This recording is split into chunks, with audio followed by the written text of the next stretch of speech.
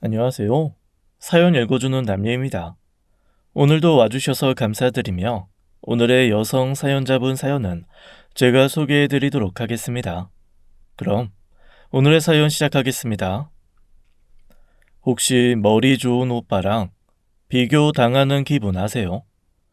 아주 어렸을 때부터 오빠는 책만 보는 모범생이었고요. 저는 여자애가 여기저기 들쓰고 다닌다고 매일 엄마한테 잔소리를 들어야 했어요. 오빠는 엄마가 원하는 대로 로스쿨을 졸업하고 변호사 시험을 준비하다가 한번 떨어지대요. 그러더니 바로 방향을 바꿔서 변리사 시험을 한 번에 통과하고 지금은 특허 법인에서 변리사로 일하고 있어요. 변리사가 7대 고소득 전문직에 속한데요. 5년 차라 그런지 연봉이 억은 쉽게 넘는 것 같더라고요. 저는 일찌감치 공부에는 재능이 없어서 호텔 조리학과를 나와서 지금은 호텔의 라운지 바에서 칵테일을 만드는 바텐더로 일하고 있어요. 미진아, 오빠 반이라도 좀 닮아봐라. 어디 나가서 아들이 변리사 전문직이라고 하면 얼마나 부러워하는지 아니? 왜 이래? 나도 국가공인 자격증 딴 전문직이야. 조주 기능사 자격증 따기가 얼마나 어려운지 알아? 오빠가 아무리 돈 잘 버는 전문직이면 뭐해? 연애도 못 해본 모태솔로인데. 엄마는 사사건건 오빠와 저를 비교해서 스트레스를 주셨지만 오빠와 저는 사이가 좋았답니다. 왜냐?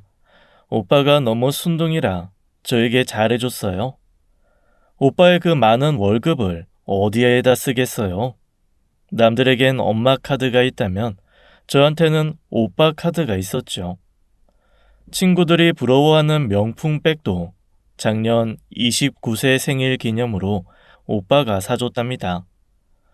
그런데 얌전한 고양이가 부뚜막에 먼저 올라간다는 말처럼 오빠도 연애가 아니고 바로 결혼을 하겠다고 선포를 하는 거예요. 오빠가 공부만 하다가 취직해서 여자에 대해 잘 모르잖아. 세상에 얼마나 여시 같은 여자들이 많은데. 특히나 오빠 같은 고소득 전문직 못 쏠 남자는 조심 또 조심해야 된다고. 너는 오빠를 무슨 세상 물정 모르는 애인 줄 알아? 나도 이제 36이야 임마. 내 대학교 친구 정식이 알지? 그 와이프가 소개해준 사람이야. 유아교육과 나와서 지금은 유치원 선생님이고 내게 부족한 면을 잘 채워주는 사람이야. 그러고 보니 너랑 30살 동갑이다. 서로 사이좋게 잘 지내. 정식이 오빠? 클럽에서 만난 여자랑 결혼했다며? 아직도 이혼 안 하고 잘 살아? 결혼하고 나서 시끄러웠잖아. 그 여자 과거가 복잡했다면서. 그런데 그 여자가 소개시켜줬다고? 그리고 오빠, 유아교육학과 나와서 유치원 코스가 학교 다닐 때 놀던 애들이 신분 세탁하기 제일 좋은 직업인 거 알아? 전문대 유아교육학과가 들어가기 엄청 쉽거든. 아이고, 세상을 그렇게 색안경 쓰고 볼래? 너도 엄마가 네 직업 갖고 뭐라고 하면 펄쩍 뛰면서 엄한 유치원 선생님을 왜 걸고 넘어져. 암튼 잘 부탁한다. 이 사랑하는 동생아. 부모님도 딱히 오빠의 선택을 반대할 이유가 없었죠. 결혼식 전에 얼굴을 많이 보지는 않았지만 상견례장에서 보자마자 한눈에 봐도 느낌이 쎄한 게 오더군요. 놀던 년은 놀아본 년을 알아봅니다. 제가 그 놀아본 년이거든요. 웬만한 남자들은 죽었다 깨도 모를 여자들만 알 수 있는 깊은 내공의 내숭, 그리고 저 눈웃음 밑에 가려진 음흉스러운 욕망까지 제 눈에 너무 훤히 보이는 거예요. 유아교육학과는 어디 학교 나왔어요? 제 친구들도 유아교육학과 많이 갔거든요. 지방에 있는 전문대라 잘 모를 거예요. 아이들을 좋아하나 봐요. 유치원 선생님은 오래 하셨어요? 아이들이야 너무 순수하고 맑고 귀엽잖아요. 하지만 결혼 준비해야 해서 얼마 전에 그만뒀어요. 아니, 결혼 준비를 얼마나 거창하게 하려고 직장까지 그만둬요? 제 꿈이 현모양처거든요. 결혼하면 두원 씨 내조에만 신경 쓰고 싶어서요. 요즘 시대에도 현모양처가 꾸민 사람이 다 있네요. 무슨 조선시대인 줄. 도대체 오빠 내조할 게 뭐가 있다는 거죠? 별로 살림하고 밥하는 거랑 친해 보이지 않는데요? 오빠가 결혼하면 손에 물 안 묻히게 한다고 해서요. 결혼하면 가사 도우미 불러야죠. 오빠는 제가 곁에만 있어도 좋대요. 그게 내조 아닌가요? 아가씨라고 불러야 되나? 아가씨는 바텐더라면서요? 아, 그런 일하면 남자들이 너무 쉽게 볼 텐데. 결혼하기 쉽지 않겠어요. 내 인생까지 걱정할 필요 없고요. 무슨 직업을 결혼하기 위해서 정해요? 내가 하고 싶은 일을 해야지. 혹시 돈 잘 버는 남자한테 기생해서 인생 팔자 편하게 살자. 뭐 그런 유형인가요? 초면에 말 너무 막 하신다. 오빠가 알면 동생 미워지겠다. 어쩌면 좋아. 큰일 났네. 와, 정말 간만에 초절정 여우 같은 년을 만났는데 우리 오빠 와이프가 될 사람이라니. 하지만 느낌만으로 오빠를 설득하기엔 이미 게임 오바였어요. 미연 씨 코끝에 난 점 봤어? 그게 매력점이래. 미연 씨는 다 예쁜데 코가 제일 예쁜 것 같아. 친구들도 예쁜 와이프 얻었다고 다 부러워한다. 이미 예비 올케한테 푹 빠져서 제가 무슨 소리를 해도 들리지 않는 상태였어요. 오빠답지 않게 결혼식은 또 엄청 화려하게 하더라고요. 웨딩 드레스며 결혼식장과 신혼여행지도 최고급 풀코스로 예약을 하는데 이제 시작이구나 싶더군요. 신혼여행을 다녀와서 우리 집에 오자마자 저를 보더니 이렇게 말하는 거예요. 손 아래 시누이니까 말 놔도 되죠? 아니요, 싫은데요. 나이도 같은데 서로 예의를 갖춰서 대하는 게 시누이와 올케의 바람직한 관계라고 생각하는데요. 아, 그래요? 올케는 코웃음을 치며 가더군요. 그런데 다음날 바로 오빠한테 전화가 왔어요. 미진아, 오빠가 부탁이 하나 있는데 들어줄 거지? 뭔데? 전화까지 하면서 부탁을 해? 미연 씨가 너랑 동갑이래도 오빠 와이프잖아. 말을 놓고 싶어도 네가 너무 무섭고 어렵대. 다음에 만나면 네가 먼저 깍듯하게 새언니 대접해주라. 너만 믿는다. 아우, 오빠를 통해서 나를 제압하겠다 이거야. 첫 판부터 진 기분이 들었지만 오빠를 봐서 참았죠. 결혼해서 저리도 좋다는데 내가 초장부터 파토를 놓을 수는 없으니까요. 뭐 이것까진 괜찮았어요. 어차피 얼굴을 마주칠 일이 많이 없었으니까요. 결혼하기 전엔 오빠가 그래도 주말마다 집에 왔거든요. 그런데 결혼하고 나서는 얼굴 보기가 힘든 거예요. 아니, 오빠 정말 너무하는 거 아니야? 아무리 신혼생활이 뜨겁다고 해도 엄마 생신을 잊어버리면 안 되지. 전화도 없었어? 그러게 말이다. 회사 일이 바쁜가? 엄마도 좀 섭섭하네. 원래 오빠가 엄마 생일은 잊지 않고 챙겼는데 말이야. 저는 당장에 오빠한테 전화를 걸었죠. 오빠, 오늘 엄마 생일인 거 몰라? 잊어버린 거야? 아니면 알면서도 연락을 안 한 거야? 결혼하면 며느리가 먼저 시어머니 생일 정도는 챙겨야지. 그 잘난 올케 언니는 유치원도 그만뒀다면서 손가락이 부러졌대? 전화 한 통도 못해? 미진아, 미안. 내가 지금 회사 워크숍 때문에 제주도에 와 있어. 와이프한테 챙겨달라고 말했는데 무슨 일이지? 내가 나중에 올라가서 연락할게. 저는 참지 않죠. 기다리지도 못하죠. 바로 올케에게 전화를 걸었습니다. 올케 언니, 오늘 엄마 생신인 거 오빠가 말했다면서요. 어머 깜짝이야. 아가씨는 참 예의를 반말해 드셨나? 다짜고짜 전화 걸어서 소리부터 지르면 내가 당황스럽지. 그렇지 않아도 어머님 생신 선물 사러 백화점에 왔는데 성격 급한 신우 때문에 그냥 가야겠네. 올케는 바로 집으로 오긴 하더군요. 그리고 내미는 게 10만 원 백화점 상품권이었어요. 두원 씨가 어머니는 필요한 게 없으시다고 현금이면 된다고 하는데 그래도 백화점 상품권이 더 좋으시죠? 결혼하고 첫 시어머니의 생일에 생일상은 고사하고 10만 원 상품권 한 장. 기가 차서 말이 안 나오더군요. 그럼 저는 가볼게요. 두원 씨가 오늘 제주도로 내려오라고 하도 성화를 부려서 지금 비행기 타러 나가봐야 돼요. 아버님이랑 아가씨랑 만난 저녁 차려 드세요. 오빠는 엄마 생신이시면 항상 엄마가 제일 좋아하는 호텔 일식당을 예약했어요. 샴페인이랑 케이크는 제가 준비를 했고요. 오빠가 취직하고 나서는 우리 가족만의 정해진 생일 루틴이나 다름없었죠. 그리고 현금을 좋아하는 엄마를 위해 100만 원 지폐를 봉투에 담아드렸어요. 그런데 10만 원 상품권 한 장으로도 모자라서 제주도로 와이프를 불렀다고. 저는 정말 당장이라도 제주도로 날아가고 싶었어요. 오늘은 일단 넘어가자. 내 생일 챙겨달라고 난리치는 것도 며느리 앞에서 좀 남사스럽네. 엎드려 절 받는 것도 아니고. 이제 엄마보다 와이프가 더 좋은가 보다. 엄마, 이건 누가 더 좋고 싫고의 문제가 아니야. 오빠가 그럴 사람이 아니잖아. 설마 오빠가 자기가 워크숍 때문에 못 가니까 가서 10만 원 상품권만 드려도 된다고 했겠어? 이건 분명히 올케 언니가 가운데서 수작 부리는 거라고. 이것뿐만이 아니었어요. 며칠 지나지 않아 오빠한테 전화가 왔어요. 저는 당연히 엄마 생일에 못 와서 미안하다는 사과를 할 줄 알았죠. 미진아, 내가 할 말 있는데 내가 전에 너에게 줬던 카드 있잖아. 그 카드 다시 돌려줬으면 좋겠다. 카드? 요즘 그 카드 잘 쓰지도 않는데. 나도 일해서 돈 버는데 뭐. 근데 왜 갑자기 그걸 수거하려고 해? 그 카드 내 생일에만 원래 사용하잖아.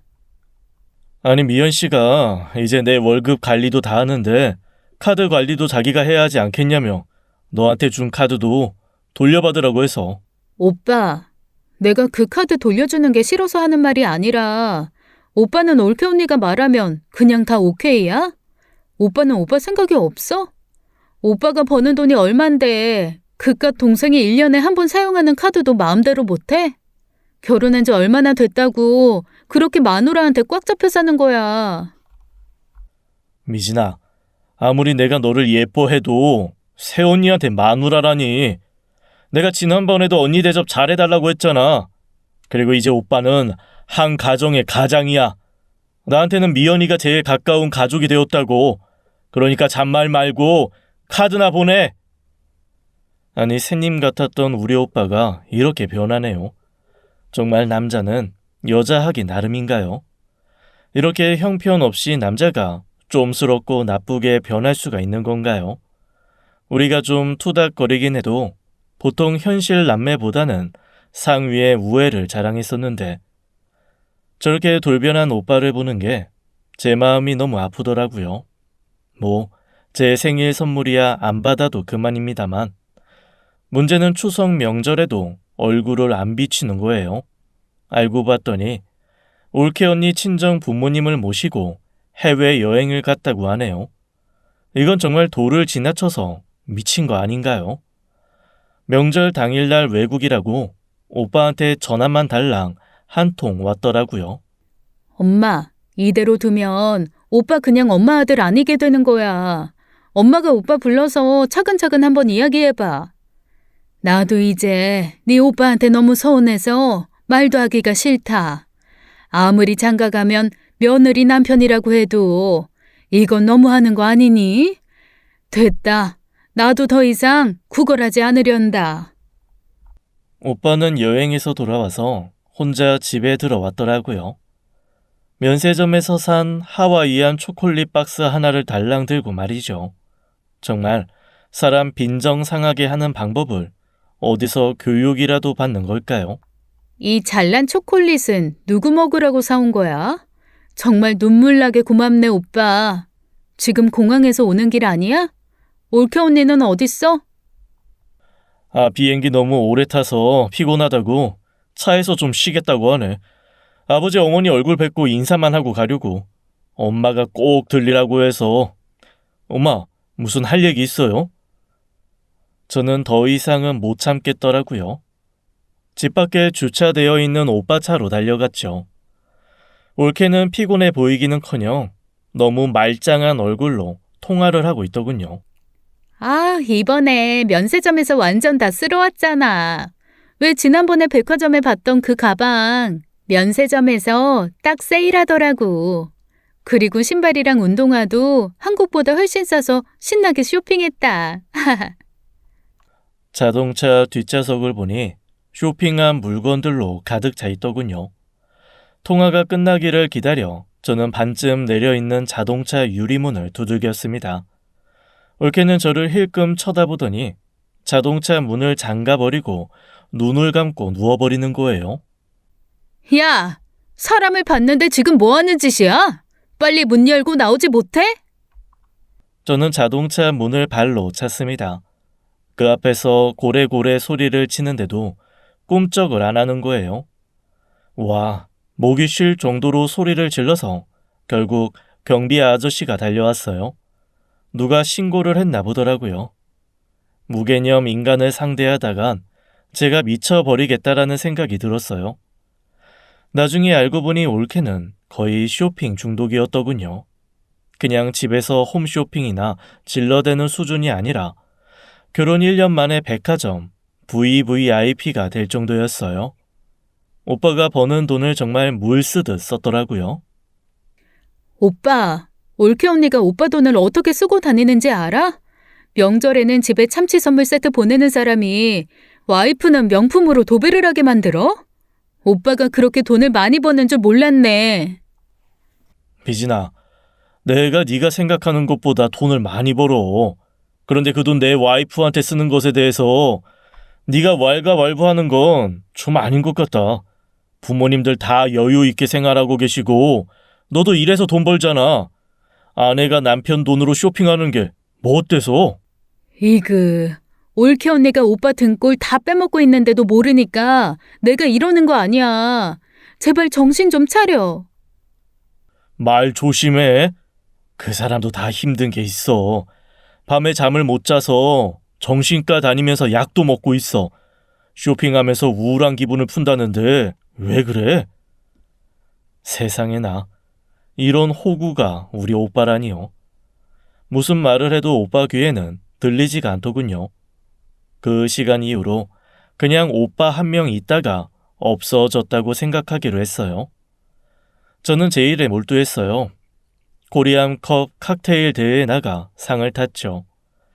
덕분에 일하던 곳에서 수석 바텐더로 진급을 했고요. 그런데 생각지도 못한 곳에서 올케를 보게 되었어요. 5성급 특급 호텔 라운지 바에서 말이에요.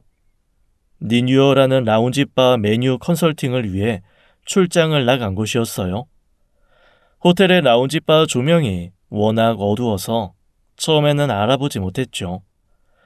간드러지는 웃음소리가 너무 익숙해서 자세히 봤더니 올케가 맞았어요. 그런데 같이 있는 남자가 오빠가 아니었어요. 주말 저녁에 남편이 아닌 다른 남자와 호텔 라운지바에 오기가 쉽지는 않잖아요. 더군다나 둘이 붙어있는 모양새가 그냥 친구는 아닌 느낌이 팍 오더라고요. 제가 올케가 있는 테이블을 자꾸 쳐다보니까 라운지바의 바텐더가 올케의 테이블을 보더군요. 왜? 아는 사람이에요? 저 여자분 여기 단골이신데. 단골이라고요? 단골이면 좀 곤란한데. 왜요? 주말마다 온 지 꽤 됐어요. 저 남자랑요? 아니면 다른 친구들이랑 다 같이? 얼마 전부터는 저 남자분이랑 고정으로 오시던데. 여기서 와인 한 병 마시고 숙박까지 하시는 것 같아요. 남자분이 계산을 룸 차지로 하시거든요. 이런, 저것이 우리 오빠 등골을 빼먹는 것도 모자라서 다른 남자랑 바람까지 피운다는 거 아닙니까? 그런데 오빠는 지 마누라가 우울해서 약까지 먹어서 마음이 그리 아프다고 하더니 당장 달려가서 머리채를 잡고 싶은 걸 꼭 참았습니다. 확실한 증거를 잡아야만 했죠. 저는 바로 오빠에게 전화를 했어요. 그런데 집 전화도 핸드폰 전화도 받지를 않는 거예요. 이상해서 오빠 집으로 달려갔죠. 밖에서 보니 불은 켜져 있길래 초인종을 10번 이상을 누르고 현관문을 두드렸죠. 오빠가 잠에 취한 얼굴로 문을 열어주더군요. 집안은 가사 도우미를 써서 그런지 깨끗하더군요. 아니, 너무 깨끗해서 집에서 밥을 먹은 흔적 자체가 없더라고요. 현모양처 내조는 개뿔. 오빠는 집에서 밥 한 그릇도 못 얻어 먹는 게 분명했어요. 식탁에는 무슨 한약이 남아있는 그릇만 있었어요. 오빠는 지금 시간이 몇 시인데 잠을 그렇게나 자? 이상하게 주말에 저 한약만 먹으면 바로 시체처럼 쓰러져서 자게 되네. 미연 씨가 나 몸보신하라고 지어준 약인데 숙면을 취하면 좋은 거지 뭐. 주말 초저녁에 잠드는 게 숙면이냐? 한약에 수면제 타고 오빠 재워놓고 올케가 밖에서 무슨 짓 하고 다니는지 알기나 해? 오래간만에 만났는데 또 네 새언니 욕이냐? 그만 좀 하자. 오빠, 나랑 같이 산 지 30년이고 그 잘난 와이프랑 산 지 2년밖에 안 됐어. 30년 남매의 신의를 한 번만 믿어주라. 오빠 인생에 걸린 문제야. 다음 주 주말에 올케 고년이 한약 주면 마시는 척하고 버려. 아마 절대 잠 안 올 거야. 그리고 내가 적어주는 호텔로 와서 오빠가 직접 확인해. 다음 주 주말까지 기다리며 저는 그 호텔 라운지바 바톤대에게 올케가 나타나면 바로 연락을 달라고 했죠. 당연히 야근이 잦은 오빠가 늦는 날이면 평일에도 나타나더군요. 일단은 꼼꼼하게 사진 촬영을 했습니다. 바에서 남자랑 다정하게 술을 마시는 사진 따위로는 여시에게 홀려있는 오빠를 설득할 수 없지요. 그리고 주말 저녁 저는 오빠에게 전화를 걸어서 울면서 신신당부를 했습니다. 이번 한 번만 제발 한약을 먹지 말고 잠든 척 하다가 호텔로 나와달라고 말이에요. 올케와 상간남이 바에서 와인을 한 병 마시고는 호텔 룸으로 올라가는 것을 확인했죠. 미리 호텔 지인에게 받아둔 마스터키를 이용해서 올케를 따라갔어요. 몇 호실에 묵는지도 미리 지인을 통해 알아둔 상태였죠. 오빠는 계속 그럴 리 없다며 저를 따라오더라고요. 룸의 초인종을 눌렀습니다. 누구세요? 아, 네. 저희 호텔에서 주말 저녁 손님들께 제공하는 룸서비스 이벤트입니다. 샴페인과 과일을 준비했습니다. 남자가 문을 열어주자 남자를 밀치고 들어갔죠. 마침 올케는 샤워를 하고 욕실에서 나오던 중이더군요. 그동안 그렇게 잡고 싶었던 머리채를 잡았습니다. 그리고 바닥으로 내동댕이 쳤어요. 아주 간도 크다. 남편한텐 수면제 먹여놓고 주말마다 호텔에서 바람을 펴? 현모양처 내조가 호텔방에서 상간남이랑 뒹구는 거니? 이 개쓰레기 같은 거사. 오빠는 처음엔 자기 눈을 믿지 못하겠다는 듯 가만히 서 있기만 하더니 머리 좋은 남자답게 상황 파악은 바로 하더군요. 먼저 상간남에게 주먹을 날리고는 올케에게 천천히 걸어갔어요. 자기야, 내가 다 설명할게. 이거 정말 오해야. 내가 말하면 자기도 다 이해될 거야. 내가 우울증으로 병원 치료 받았자. 이제 네 입에서 나오는 설명 그만 듣고 싶다. 그러니까 그만 나불거리라고. 오빠가 올케의 뺨을 갈겼습니다. 물론 올케는 그 상황에서도 정말 굴하지 않고 오빠에게 말도 안 되는 변명을 늘어놓더라고요. 염치도 부끄러움도 죄책감도 포기도 모르는 여자였어요. 하지만 오빠 같은 순정남이 배신을 당하면 무섭게 돌변하잖아요. 쌀 한 톨만큼의 선처 따위도 없었죠. 유책 사유가 올케에게 있었으니 이혼 소송은 간단하게 끝났습니다. 재산 분할이요. 오빠의 억대의 연봉을 받는 족족 언니가 다 써버리는 바람에 남아있는 재산이 없었어요. 재산 분할이라고 할 것도 없었죠. 살고 있던 집도 허영심 많은 올케가 청담동에 월세로 들어간 고급 빌라였거든요. 올케는 명품백을 팔아서 오빠에게 위자료를 지불하면서 끝이 났답니다. 오빠는 집으로 들어와서 상처받은 마음과 몸을 엄마의 지극정성으로 회복하고 있었죠. 엄마는 더 이상 오빠와 저를 비교하지 않았죠. 오히려 악의 구렁텅이에 빠진 오빠를 구한 용감한 여동생으로 자리매김했다고 할까요? 저는 호텔 라운지바에서 나와 경복궁 근처에 동료들과 함께 칵테일 바를 오픈했어요. 전통주를 베이스로 해서 새로운 칵테일 메뉴를 만들었어요. 칵테일마다 각각의 이야기를 만들었는데 이게 손님들에게 반응이 뜨거웠지요. 오픈한 지 딱 반년 만에 예약을 해야지만 방문 가능한 그야말로 핫한 곳이 되었습니다. 근처 변호사 사무실에서 일하는 분들이 가끔 단체 예약을 하고 왔었어요. 그 중에 사무장으로 일하고 있던 분이 혼자서 계속 오시더라고요. 혼자 오시는 손님은 주로 바에 앉으시거든요. 자연스럽게 칵테일을 만들어 드리면서 이런저런 이야기를 하게 되었죠. 그런데 알고 보니 이 남자도 잘난 형 때문에 마음고생을 했더라고요. 우리 집안이 이른바 법대 집안이에요. 아버지도 법대 나와서 로펌에서 변호사로 은퇴하셨고요. 형도 법대 나와서 바로 사법고시 패스. 검사하다가 그만두고 로펌으로 들어갔어요. 저는 로스쿨에 턱걸이로 겨우 들어갔는데 변호사 시험에서 계속 떨어지는 거예요.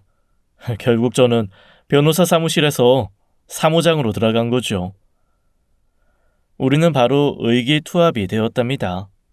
둘 다 남의 이야기를 들어주는 직업이다 보니 서로의 직업적인 고충에 대해서도 이야기가 너무 잘 통했죠. 만난 지 2년 만에 바로 결혼을 했습니다. 물론 결혼까지 아주 약간의 사소한 에피소드가 있기는 했답니다. 남자친구의 똑똑한 형님이 결혼을 아직 안 하고 있었던 거죠. 형이 보는 눈이 높아.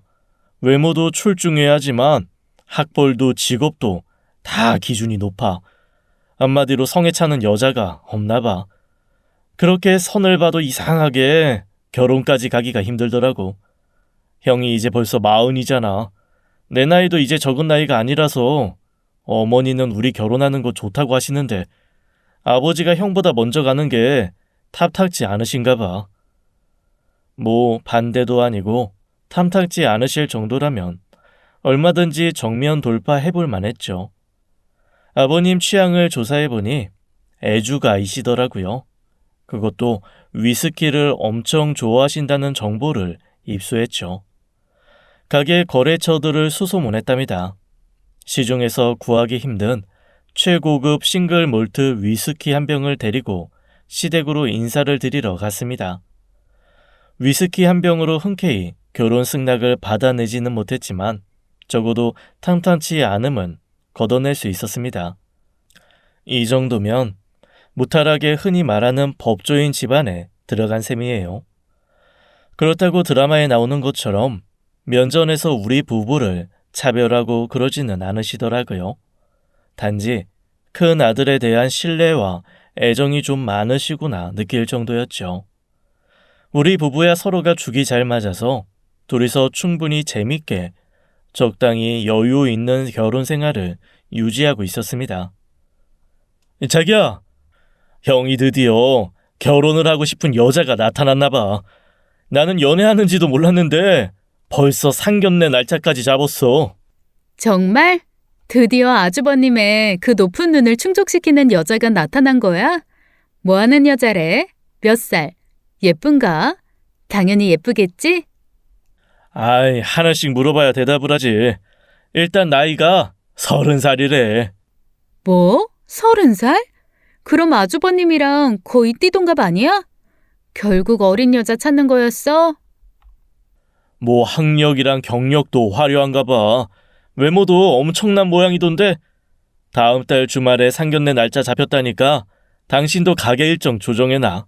아이, 내가 어디 가서도 웬만하면 빠지지 않는 자신감의 소유자인데 이러면 좀 반칙 아닌가? 나이도 어려, 그것도 엄청 어려. 얼굴도 예뻐, 몸매도 착하겠지. 그럼 머리는 좀 해맑아야 사람 냄새가 나는 건데 말이야. 학력이랑 경력까지 좋다는 건 머리도 좋다는 말이잖아. 아, 왜 형님까지 머리 좋은 사람이 들어오냐고. 우리 부부 무슨 가혹한 운명이야. 머리 좋은 오빠랑 똑똑한 아주버님하고 비교당하는 것도 인생 개피곤한데 이제 형님까지 비교당해야 되나? 아니 그럼 나 이제부터 나보다 어린 사람한테 손이 형님으로 깍듯하게 시집살이 하는 거야? 아, 이 결혼 정말 결사 반대하고 싶다.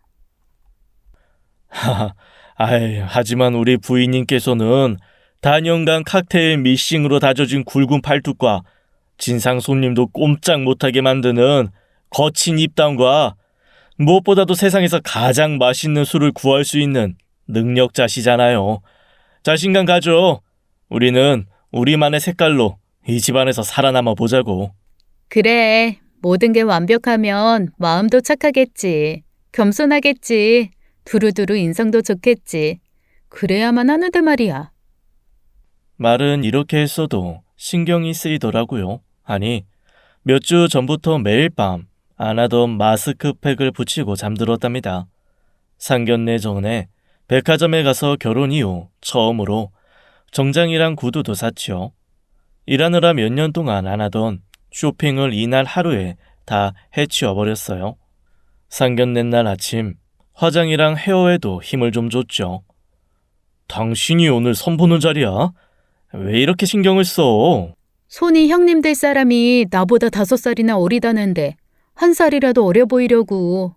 어때? 하하하, 그래. 딱 1살은 어려 보이네. 빨리 가자. 아버지한테 또 한 소리 듣겠다. 상견례 장에는 이미 다 모여 계시더라고요. 눈치를 보며 자리에 앉아서 예비 형님과 부모님들과 인사를 했어요. 그런데 예비 형님이 저를 보고 흠씬 놀라는 표정인 거예요. 저도 순간 아는 사람인가 하고 다시 얼굴을 봤죠. 아, 설마 그럴 리가. 나보다 5살이나 어리다고 했던 손이 형님 얼굴에서 그 옛날 미친 철판떼기 올케의 얼굴이 보이는 거예요. 눈을 다시 크게 뜨고 하나하나 뜯어봤습니다. 여기저기 얼굴에 손을 하도 많이 대서 저도 못 알아볼 뻔했네요. 하지만 오빠가 그렇게 귀엽다고 했던 코끝의 점을 보니 그 여자가 틀림없었어요. 그런데 사돈 부모님들 얼굴을 보니 제가 알고 있던 올케의 부모님들이 아니었어요. 내가 아직도 그 여자의 악몽에서 못 벗어났구나 했습니다. 제가 착각을 했다고 생각했죠.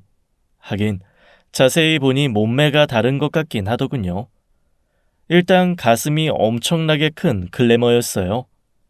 아주버님은 예비 형님에게 푹 빠져 있더라고요. 안녕하세요. 제가 아는 사람이랑 너무 비슷해서 깜짝 놀랐네요. 재수씨가 하도 이 사람 뚫어지게 쳐다봐서 우리 자기가 그렇게 예쁜가 저도 다시 봤네요. 어머, 그래요? 제가 그렇게 흔한 얼굴은 아닌데, 안 그래요? 당신이 아는 사람? 손님들을 많이 보다 보면 그럴 수도 있지. 제가 아는 사람은 박미연인데요. 혹시 언니가 있으세요? 사촌 언니라도. 재수씨, 이번에는 번지수 잘못 짚었는데요. 이 사람 이름 장아라예요. 아예 성이 달라요. 그런데 사람 목소리와 말투는 잘 변하지 않잖아요. 예비 형님 말투랑 목소리가 정말 옛날 올케와 똑같았어요. 사람들 앞에서만 얌전한 척 내숭 떠는 특유의 재수없는 말투. 왜 제가 가슴이 벌렁거리며 뛰었는지 모르겠네요. 속으로 침착하자고 생각했어요. 하지만 음식이 코로 들어가는지 입으로 들어가는지 모를 정도였어요. 저의 촉으로 보면 저 여자는 분명 그 왕싸가지 올케인데 논리적으로 보면 말이 안 되는 상황인 거예요. 이혼 여인 올케가 이혼 사실도 속이고 이름도 속이고 이 자리에 나왔다는 게 사실 상식적으로 말이 안 되잖아요. 무엇보다 사돈 되실 분들은 처음 보는 얼굴이었고요. 그 여자가 중간에 화장실에 가는 것 같아서 저도 일어나서 따라갔습니다. 화장실에서 손을 씻으면서 그 여자가 나오길 기다렸죠. 진짜로 저 오늘 처음 보세요? 정말 제가 아는 사람이랑 목소리도 그렇고 코에 있는 점도 그렇고 너무 비슷해서요.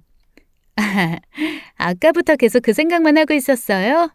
아유, 저도 궁금하네요. 저랑 그렇게 닮았다는 사람이요. 근데 이 코에 있는 점은 일부러 문신으로 넣은 건데요. 전지현도 그렇고 한가인도 그렇고 코끝에 점이 너무 예뻐 보여서 저도 똑같이 따라서 새겼는데 괜찮아요? 이렇게까지 나오니 제가 정말 착각을 했나 싶더라고요. 아무튼 상견례는 저의 뜬금없는 아는 사람 해프닝으로 오히려 더 화기애애하게 마무리되었네요. 하지만 집으로 돌아와서도 저는 그 여자의 얼굴이랑 목소리가 머리에서 떠나지를 않는 거예요. 여보, 자기는 날 얼마만큼 믿어? 아니, 뜬금없이 왜 나를 시험에 들게 하는 거야? 당신 말이라면 파트로 매주를 쓴다고 해도 믿어야지. 어때? 이 정도면 마음에 들어? 그럼 이번 한 번은 무조건 내 말 믿고 아주버니랑 결혼할 여자에 대해서 좀 알아봐봐. 당신 사람 뒷조사하는 거 전문이잖아. 아까도 그렇고 도대체 예비 형수가 누구랑 닮았기에 이렇게까지 하는 거야? 내가 예전에 얘기한 적 있지? 우리 오빠랑 결혼해서 우리 가족 이간질 시키고 오빠 돈 왕창 써서 1년 만에 백화점 VVIP 고객으로 등극하고 마지막엔 유부남이랑 바람 피우다 나한테 딱 걸려서 이혼당한 미친 왕싸가지 올케. 그 여자가 올케가 맞다니까? 만약에 그렇다고 하면 사돈 부모님들이 먼저 당신을 알아봤겠지. 그래서 내가 지금 미치고 팔짝 뛰다 못해 돌아가시기 일보 직전이라고. 부모들이 그 사람들이 아니란 말이지? 아, 정말 이상해. 근데 분명 확실해. 근데 증명할 길이 없어.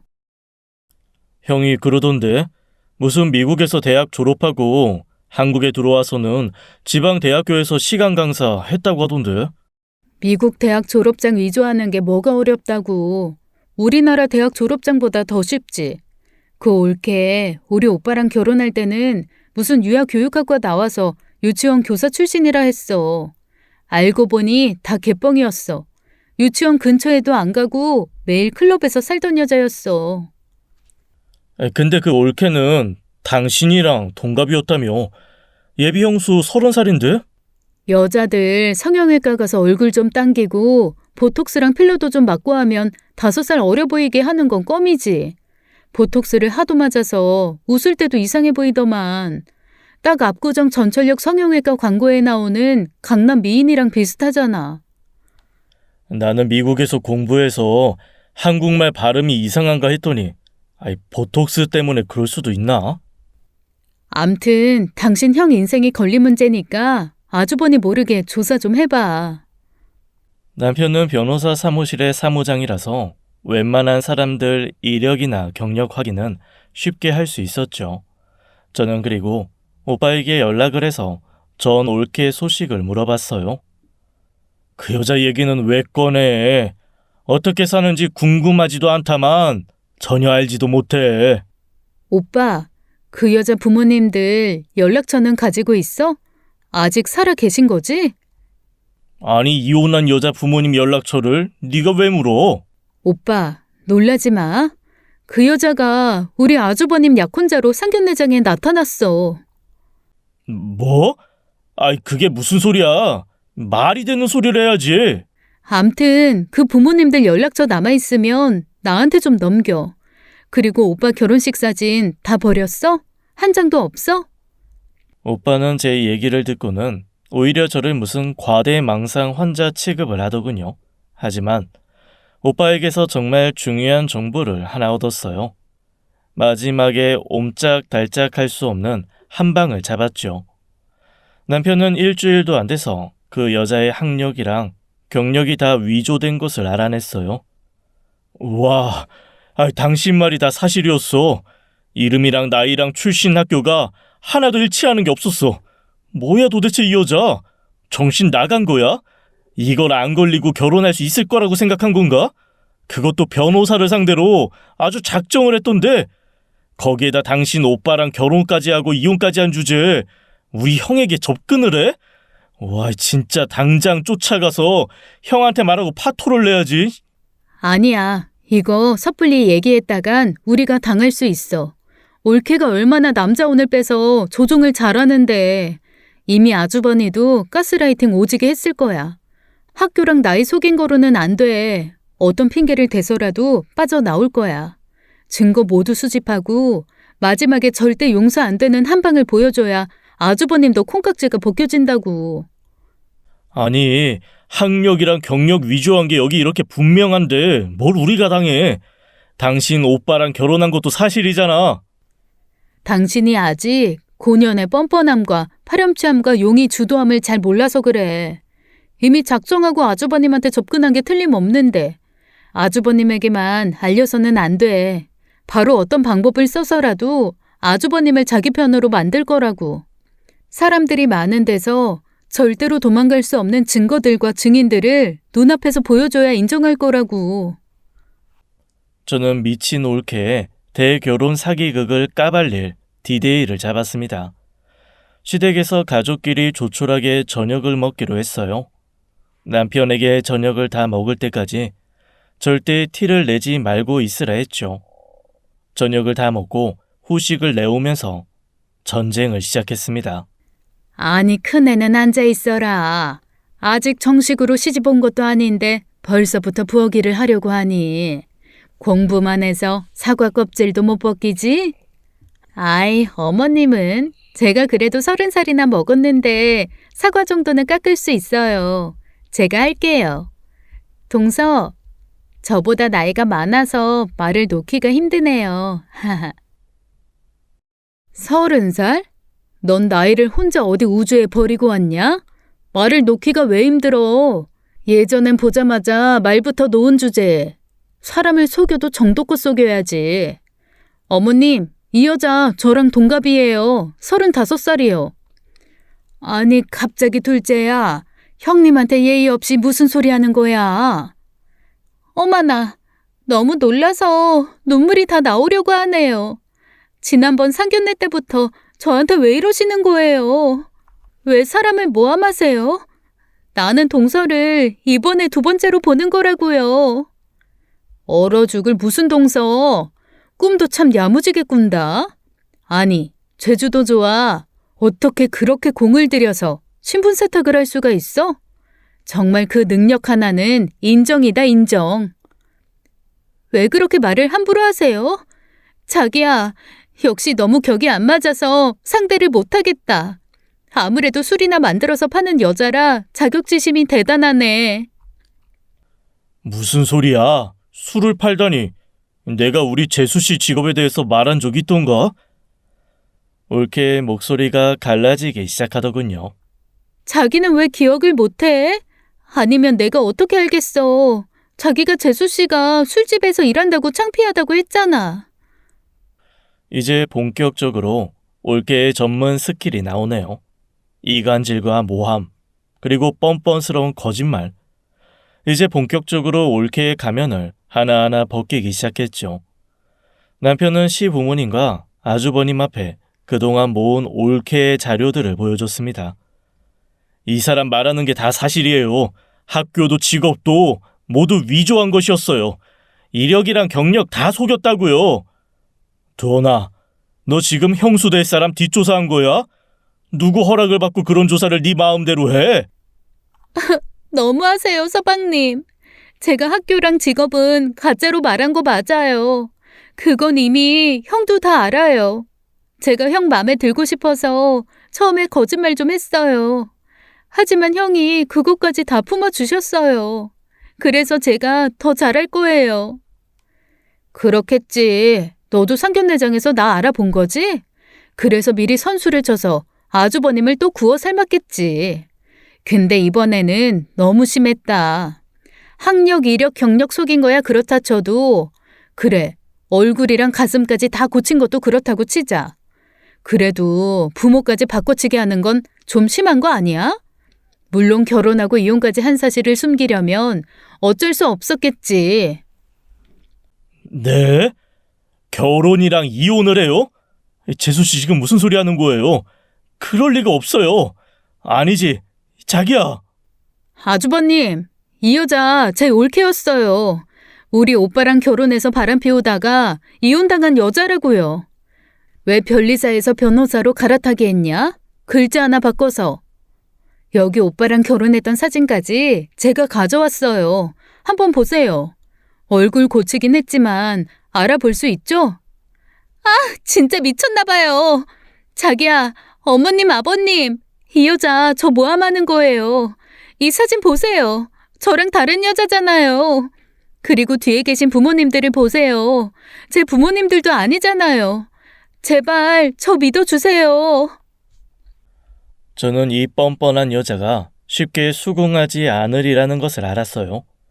그래서 시댁으로 손님을 불렀죠. 바로 뻔뻔한 사기꾼 올케의 진짜 부모님이었습니다.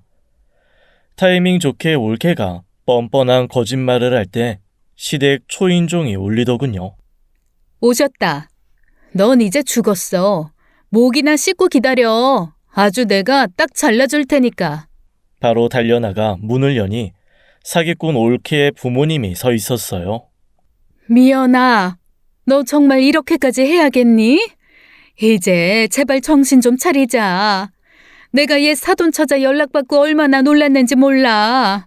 미국으로 여행이나 다녀온다고 하고는 소식이 끊어지더니 지금 여기서 무슨 거짓말을 하고 있는 거야. 지금 누구신데 저보고 미연이라고 하시는 거예요? 저 지금 다른 사람으로 착각하시나 봐요. 제 얼굴 보세요. 저 장아라라고요. 당신들 지금 처음 보는데 왜 날 딸이라고 하는 거예요? 자기야, 이 사람들 저 여자가 날 모함하려고 고용한 사람들이야. 절대 속으면 안 돼. 당신 재수씨 정말 무슨 과대망상 정신병자 아니야? 역시 대단한 올케예요. 부모까지 부정하는 딸이라니요. 상견례장에 나온 사람들은 올케가 고용한 대타 연기자 알바였어요. 차마 부모님에게 과거를 속이고 결혼한다는 말을 하지 못했던 거죠. 둘째야, 이게 도대체 무슨 일인 거냐? 첫째가 네 올케였던 게 확실해? 저렇게 아니라고 하는데 경력 속인 건 큰애도 알고 있던 것 같은데 저 어르신들은 누구냐? 알아도 모르는 사람이라고 하지 않니? 마지막까지 가기 전에 올케가 잘못을 인정하기를 기대했건만 제가 올케의 양심을 너무 과대평가했나 봅니다. 저는 전화기를 들어 오빠에게 전화를 했어요. 오빠. 이게 뻔뻔하게 계속 딱 잡았대네. 그래. 지금 올라와서 말 좀 해줘. 어디까지 뻔뻔하게 거짓말하나 보자. 곧이어 집 밖에서 대기하고 있던 친오빠가 등장했습니다. 시 부모님도 아주버니도 제 오빠 얼굴을 알고 계셨죠. 역시나 올케는 궁지에 몰리자 더 독이 올랐는지 오빠를 보고도 눈 하나 깜짝이지 않더군요. 전 남편이 나타났는데도 인정을 안 해? 정말 남들이 보면 내가 미친년인 줄 알겠다. 이 사돈어른, 이렇게 찾아뵙게 돼서 송구스럽습니다만 저 여자 때문에 인생 망가지는 건 저 하나로 끝나야 할 것 같아서 이렇게 왔습니다. 저 여자 제 전 와이프 맞습니다. 저기요, 이 여자가 저 남자랑 짜고 치는 연기예요. 아버님, 어머님, 자기야, 이런 연극에 넘어가지 마세요. 내 인생 그렇게 박살내놓고 반성은커녕 또 다른 남자를 잡았어? 그런데 하필 내 동생 시숙이야? 그래, 어쩌면 잘됐다. 내 동생 아니었으면 네 사기극에 어디 다른 남자가 당했을 테니까. 올케 친부모에 이혼했던 친정 오빠까지 나타나 증언을 해주니 그제야 아주버님도 제 말을 믿기 시작하더군요. 그리고는 무서운 눈으로 올케를 쳐다보았습니다. 올케는 그제야 벌벌 떨면서 주저앉더라고요. 그래, 이제야 너무 확실하네. 지금 네가 누구를 상대로 무슨 사기를 쳤는지 알아? 잘못했어요. 내가 당신이 너무 좋아서 그랬어요. 제발 한 번만 용서해줘요. 어떤 변명을 해도 도저히 용서가 불가능한 경지야. 아니, 너를 어떻게 해야 네가 죽도록 후회하게 만들어버리지? 올케는 아주버니의 발을 잡고 통곡을 하다가 눈을 치켜뜨더니 저를 향해 달려왔어요. 이게 다 니년 때문이야. 내 인생을 이렇게 망가뜨려? 이 개 같은 년아. 지금 누구한테 욕짓거리야? 손이 발이 되도록 빌어도 시원찮을 판에 어디서 누구한테 소리를 지르는 거야? 아주버니는 저에게 달려오는 올케를 잡더니 뺨을 갈기더라고요. 지금 네가 감히 우리 집안을 뭘로 보고 결혼 사기를 치려고 했냔 말이야. 아버님, 제발 저 한 번만 봐주세요. 제가 결혼만 하면 정말 이 집안 머슴, 아니 하녀처럼 시키는 일은 뭐든지 다 할 수 있어요. 아버님 손에 직접 더러운 거 묻히시지 않아도 돼요. 저한테 다 맡겨주세요. 허허, 얘가 아직도 정신을 못 차렸구나. 어디서 이상한 드라마를 너무 많이 봤어. 우리 집안이 무슨 범죄 집단이냐? 우리 집안에 더러운 건 바로 지금 너 하나밖에 없어. 우리가 깜빡 속을 뻔했구나. 작은 애 아니었으면 정말 큰일 날 뻔했어. 이 얼어 죽으려나. 내 인생에서 사사건건 나타나서 이렇게 망쳐버리는 이유가 도대체 뭐야? 이런 맥주병, 소주병, 콜라병, 지랄 연병을 받나. 어리바리, 바리바리, 산바리, 멍텅구리, 빨가사리, 닭대가리 같은 거사. 이게 바로 사필귀정 인과응보라는 거야. 학력 위조 무식한 네가 알지 모르겠다만 나중에 구치소에서 경찰 아저씨한테 물어봐. 이제 순진한 남자들 등쳐먹으면서 남의 인생 그만 작살내고 네 수준에 맞는 콩밥이나 실컷 처먹으라고. 그렇게 그날의 식사는 엉망진창 난투극으로 마무리가 되었어요. 올케와 아주버니의 결혼은 당연히 파토가 났고요. 화가 머리끝까지 나신 시아버지는 전직 변호사답게 올케를 고소하기 위해 변호인단까지 꾸리셨어요. 물론 그 변호인단 대표는 아주버님이 맡으셨죠. 탈곡기 털듯 아주 탈탈 털어버렸습니다. 이름부터 나이, 학력, 직업, 부모까지 싸그리 다 가짜였습니다. 얼굴은 시술을 하도 많이 받아서 강 크게 5살이나 낮춘 거였고요. 가슴 수술도 한 개 맞았어요. 무려 D컵을 만든 거였습니다. 변리사 고액 연봉 맛을 본 다음에는 한 단계 위 변호사를 노린 거죠. 죄명이 하도 많아서 기억이 다 나진 않지만 혼인 빙자 사기, 공문서 위조, 사문서 위조, 사문서 변조, 사칭 범죄 등으로 고소를 했습니다. 합의는 절대 불가했으니 실형을 선고받아 지금은 교도소에서 복역 중이에요. 출소하면 전과자 빨간 줄이 그어지게 되었죠. 그야말로 회생 불가능한 상태가 되어버렸답니다. 저희 집안에서는 그나마 결혼을 하기 전에 이 모든 것이 밝혀져서 다행으로 여겼죠. 물론 그 1등 공신으로 제가 인정을 받아서 집안에서의 제 서열이 좀 올라갔다고나 할까요? 요즘엔 시아버지의 사랑을 좀 많이 받고 있어요. 제가 만들어드리는 위스키 칵테일을 특히나 좋아하셔서 시댁에 가면 설거지 대신 아버님과 술 대작을 해드리고 있답니다. 그 여시 같은 사기꾼에게 당한 오빠와 아주버님은 어떻게 지내냐고요? 오빠는 상처 딱지가 아물 무렵에 다시 잔인할 정도로 후벼 파인 뒤 의외로 아주 건강한 남자가 되었어요. 나쁜 여자 끝판왕을 경험한 자의 깨달음이라고 해야 하나요? 여자라면 치를 떨 줄 알았는데 정상적인 여자를 만나서 제대로 된 연애를 하고 싶다고 하네요. 지금은 스킨스쿠버 동호회에서 만난 여자와 천천히 알아가는 중이라고 하네요. 제가 한번 만나봤는데요. 이번에는 괜찮더라고요. 아주버님은 아직 상처가 아물지 않은 상태예요. 조금 더 시간이 필요할 듯 보입니다. 시간이 약이 되기를 기원하고 있어요. 그럼 저는 이만 여기서 올케와 저의 징글징글했던 사연을 마치겠습니다. 지금까지 사연 읽어주는 남녀였습니다. 끝까지 함께해 주신 여러분 감사드리며 저희는 다음 사연으로 돌아올게요. 감사합니다.